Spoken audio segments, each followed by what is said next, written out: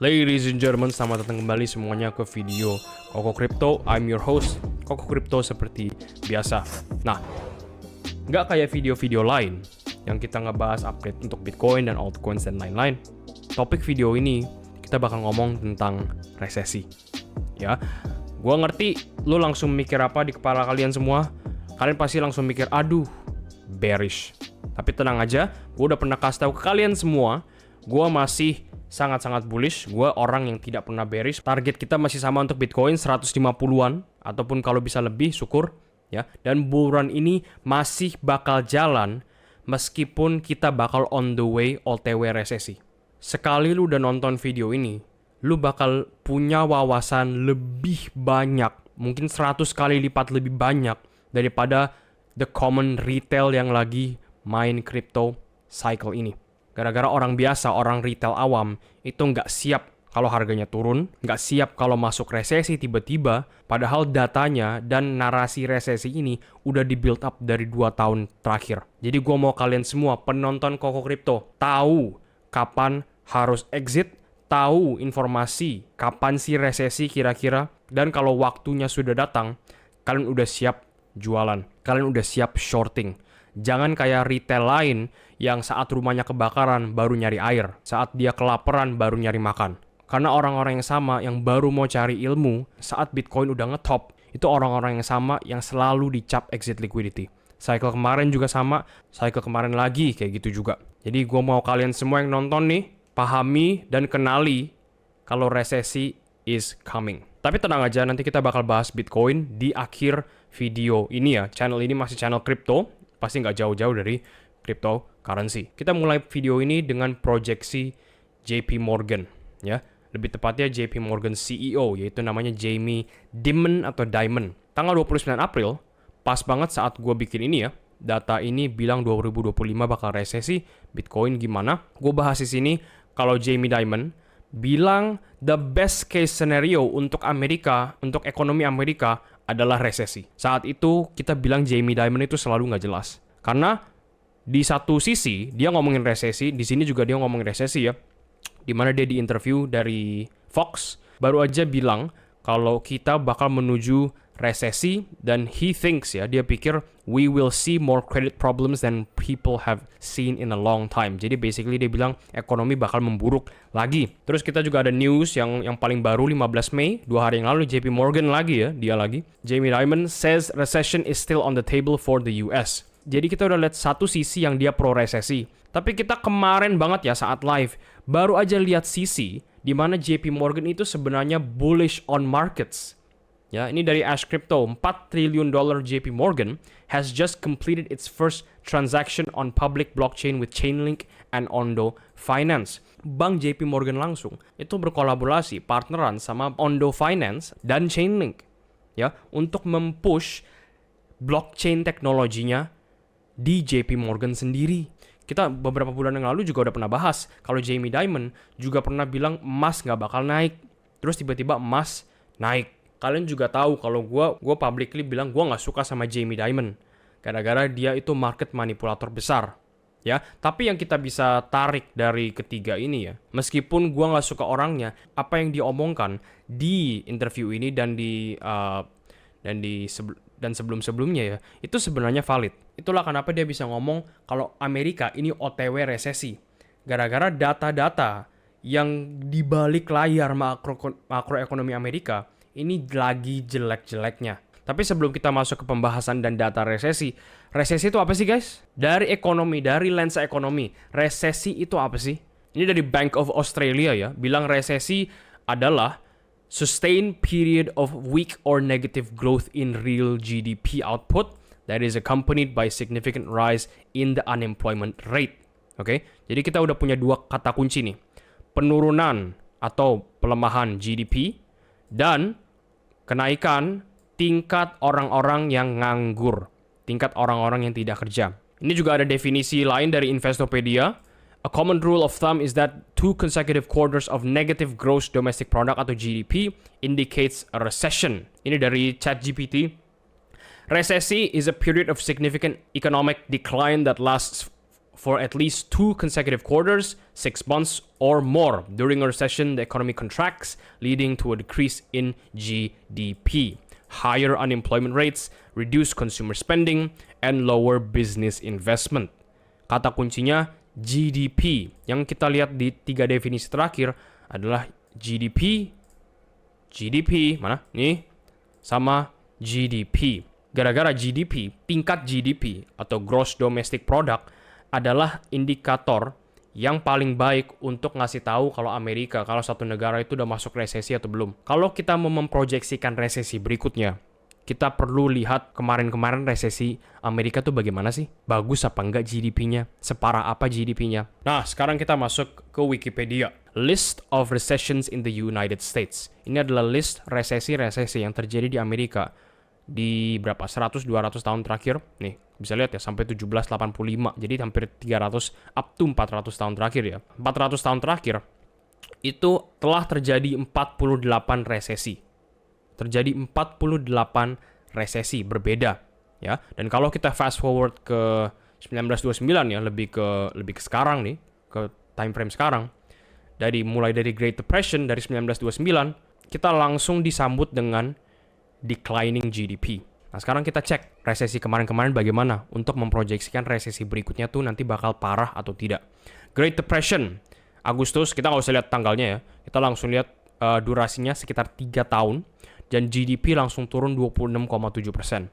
Recession 1937, minus 18%, 1 tahun. Resesi 1945, GDP turun 12% dan berlangsung selama 8 bulan. 1949, GDP turun 1% aja, ya 1% doang loh. Dan resesinya berlangsung selama 11 bulan. Recession of 1953, ya GDP turun 2% doang guys. Dan ini jujur resesi yang gak lama loh.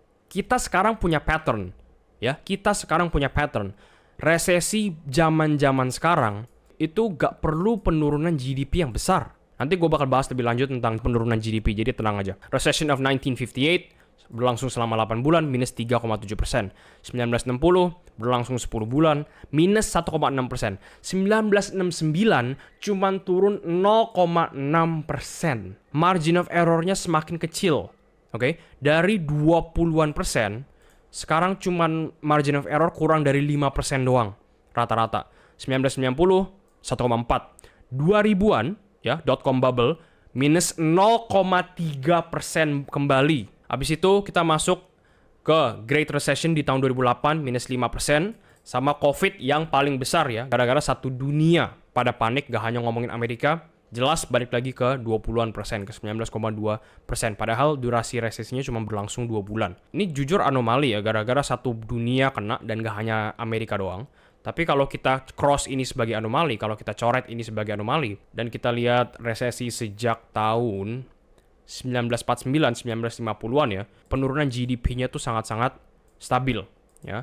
Di kisaran minus 0,3 paling rendah dan minus 5% paling tinggi. Yang jadi masalah adalah GDP sekarang bagaimana. Jadi kita sekarang kan udah tahu kan.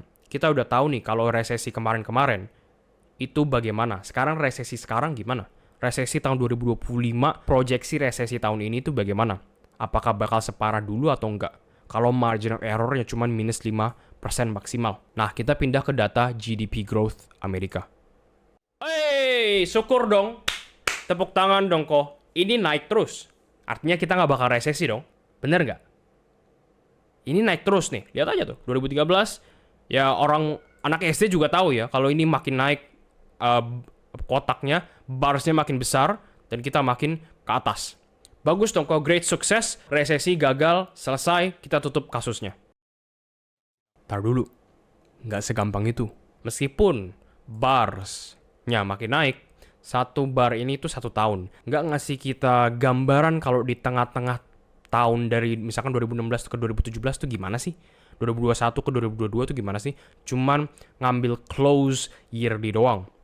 Kalau kita cek di dalamnya, kalau kita tarik nih bar tadi jadi line chart, kurang lebih kayak gini. Nah, gue zoom in ya, kita bisa lihat sekarang. Ini garis biru indikasikan GDP, ya udah jelas ya. Yang mau gue kasih tahu adalah kenapa di periode tertentu Ini dikasih kotak warna abu-abu. Jelas ini mengindikasikan resesi. Sesuai tadi yang kita udah ngomong di Wikipedia, ini resesi. GDP turun malah nggak signifikan banget loh. Sebelumnya juga sama. Kayak nggak ada penurunan yang jelas ngasih tahu kita kalau ini tuh lagi periode resesi. Saat itu tuh orang-orang pada susah. Saat itu orang-orang pada kesusahan beli makan, nyari kerja, hidup normal itu susah dulu. Lebih jelas kalau kita lihat langsung drop ke bawah. Tapi bayangin standar sekarang adalah kita bakal lihat kayak gini. Kita bakal lihat GDP turun sedikit. Kita tuh langsung masuk resesi. Dan nggak dibantu lagi kalau reading terakhir untuk GDP, yaitu di bulan April, advance GDP untuk Amerika, itu minus. Forecasted 0,2 positif. Previousnya itu plus 2,4. Jadi quarter sebelumnya, yaitu di quarter 4 tahun 2024, itu GDP ngeprint 2,4%, bagus ya, tinggi banget. Terus forecastednya cuma 0,2, sangat-sangat jauh dari previous, dan malah ngeprint actualnya lebih jauh lagi dari previous dan forecast. Dan kalau kita tarik semua actual data GDP dari Federal Reserve dan kita layout di chart quarter by quarter by quarter, chartnya kurang lebih kayak gini. Ya, ini 2020 gara-gara ada resesi mini ya, resesi COVID. Ini 2008 ya, kalian bisa lihat. Dan kayak tadi setiap kali kita masuk ke periode kotak abu-abu, ini indikasinya adalah resesi. Ya, dan ini itu lagi trending turun. 2023 quarter 3 itu di atas sini. Quarter 4, quarter 1, 2, 3, 4, 1 di sini. GDP Amerika itu lagi OTW trending turun, dan itu sesuatu yang sangat-sangat perlu dipantau. Tapi kok sebelumnya kan juga pernah turun. Ini juga turun, ini juga turun, ini juga turun, ini juga turun. Artinya bisa balik lagi naik ke atas dong kok. Selama nggak turunnya turun terus, ini bisa naik lagi dong. Betul, memang bisa. Ya, nggak berarti kalau GDP turun, nggak berarti kalau semua makroekonomi lagi jelek sekarang, itu bakal makin jelek nanti. Kalau Jerome Powell, Trump, dan lain-lain itu bilang, oke, kita mau naikin ekonomi, GDP bakal balik naik. Tapi realitanya apa sekarang? Trump masalah tarif, Jerome Powell masalah QE. Nggak mau cut rates sama sekali.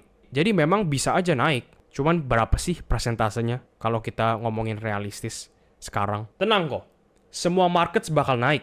Meskipun datanya lagi jelek, semua markets bakal naik gara-gara adanya M2 money supply, M2 money supply, M2 global supply. Jumlah duit yang beredar di dunia ini makin banyak. Betul, ini adalah M2 money supply atau yang disebut M2 global supply. Dan garis ini itu makin naik setiap tahun. Baik itu ada resesi, baik itu tidak. Oke, naik setiap tahun, trending up. Meskipun di tengah-tengah ada turun sedikit ya, kalian bisa lihat sendiri. Tapi overall, long termnya trending naik. Oke, bagus dong kok. Artinya kasus resesi bisa ditutup, habis itu kita singkirin, kita balik lagi bullish. Nggak segampang itu.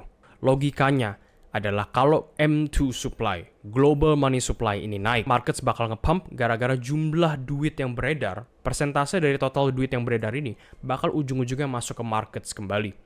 Itu bener. Itulah kenapa kita lihat Bitcoin nge-pump. Itulah kenapa kita lihat saham nge-pump. Itulah kenapa gue bilang Bitcoin bakal lanjut bull run-nya, padahal kita OTW resesi. Kalau kita ngomongin resesi, kita ngomongin makroekonomi. Dan makroekonomi Amerika itu sangat jauh dari positif. Gara-gara nggak hanya Jerome Powell nggak mau motong suku bunga kemarin di 7 Mei, tapi Jerome Powell juga nggak mau acknowledge kalau kita bakal masuk QE.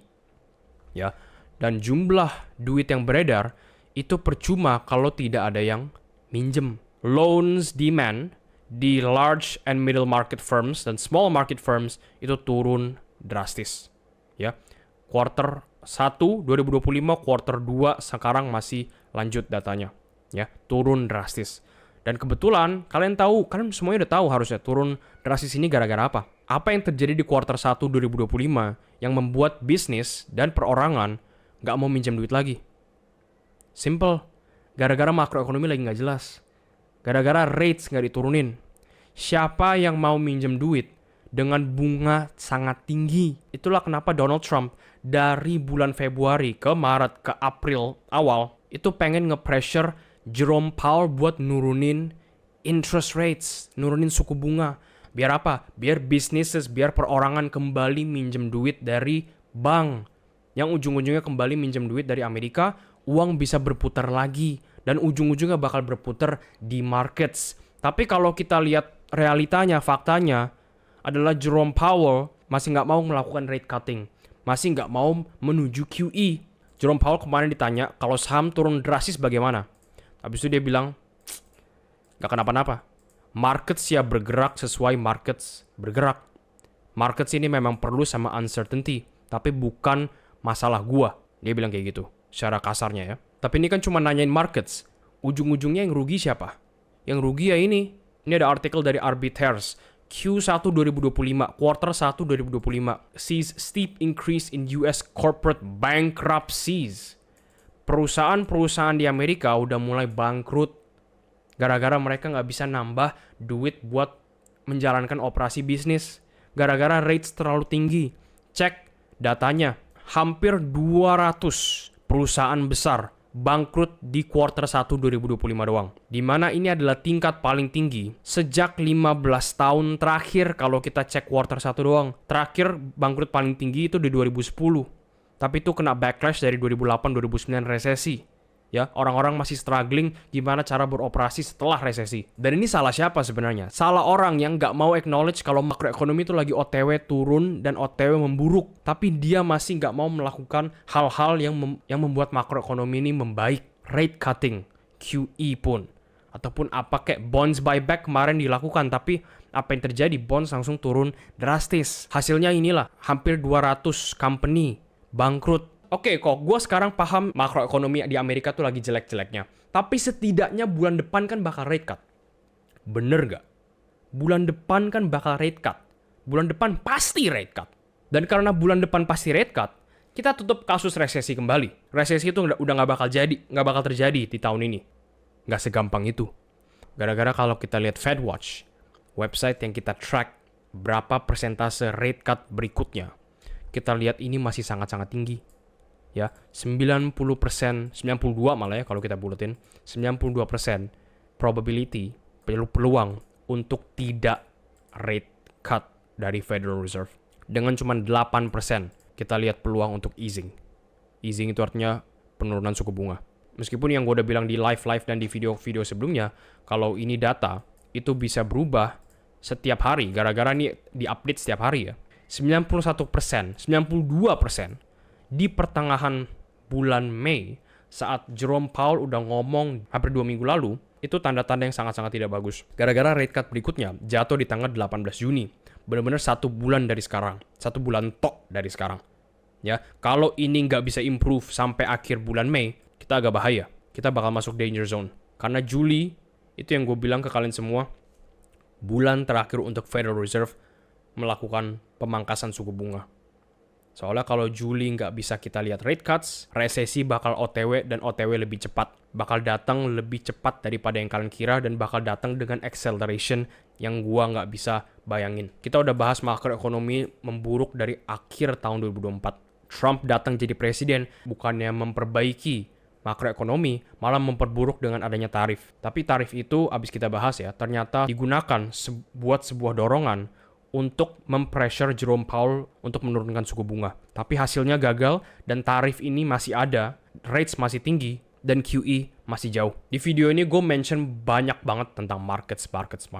Markets itu sebenarnya bisa mencakup Bitcoin, bisa mencakup saham, bisa mencakup emas, bisa mencakup semuanya. Tapi kalau kita ngomongin makroekonomi, kalau kita ngomongin resesi, kita selalu lihat di market yang paling utama, yaitu saham. Ini adalah S&P 500 Index. Ini basically ETF atau index yang nge-track 500 company paling sukses di Amerika. Nvidia ada di sini, Apple ada di sini, Microsoft ada di sini, Coinbase baru masuk sini ya, Coca-Cola ada di sini, Sprite ada di sini, dan masih banyak lain sampai 500 company. Yang kita mau analisis adalah hubungan antara penurunan saham dengan resesi. Ini turun gara-gara tarif. Dari sini ke sini itu turun gara-gara macam-macam jujur ya. Perang, ada konflik di Saudi Arabia, ada konflik di Timur Tengah, dan lain-lain. Tapi yang paling utama adalah Japanese carry trade yang mau gue highlight di sini. Next, ini bear market ya untuk Bitcoin sekaligus untuk saham ya. Orang-orang pada jualan, semua harga pada turun, global M2 juga turun. Ini kita ada COVID ya. COVID-19, Bitcoin saat itu juga turun drastis ya. Oke gitu ya. Gue zoom in untuk Bitcoin sama ini ya. 2018. Bear market juga. Sekarang pay attention ke 2018. Tahun 2018, ini ada satu event yang bikin orang-orang pada panik. Di depan layar kalian adalah unrealized gains atau losses ya on investment securities. Ini adalah jumlah losses yang dimiliki bank besar. Dan yang kita lihat ya, tahun 2018 itu kebetulan losses-nya itu sangat besar. Saking besarnya bikin orang di makroekonomi dan semua investor di pasar rizki, kripto, komoditi, saham, itu untuk cut loss secepat-cepatnya. Gara-gara saat itu, losses-nya itu di kisaran 70 atau 100 ya, 100 miliar dolar. Bayangin aja deh, bank yang lu setiap hari nabung, tiba-tiba bilang, guys, sorry ya, kita sebenarnya losing money selama ini. Kita tuh nggak make money sama sekali. Kalian semuanya tahu ya, kalau lose money artinya OTW bangkrut. Dan kebetulan itu yang dilakukan perbankan besar ya, major banks di tahun 2018. 2018 major banks bangkrut. Habis itu harus di bail out sama government Amerika sendiri. Gara-gara banks yang bangkrut itu too big to fail. Bayangin sekarang BCA bangkrut, berapa ratus juta orang yang bakal auto miskin. Gara-gara duit yang lu masukin setiap hari nabung nih ke BCA, itu lu nggak bisa tarik. Kalau kalian dari tadi nyadar, gambar ini tuh sebenarnya di crop. Dan kalau gue lebarin sedikit, losses tahun 2018 itu cuman mencakup segini aja ternyata. Dan ini masih gue crop gara-gara tahun 2021 ke belakang, kalian udah tahu bakal lebih besar. Gara-gara angkanya udah kelihatan sampai bawah.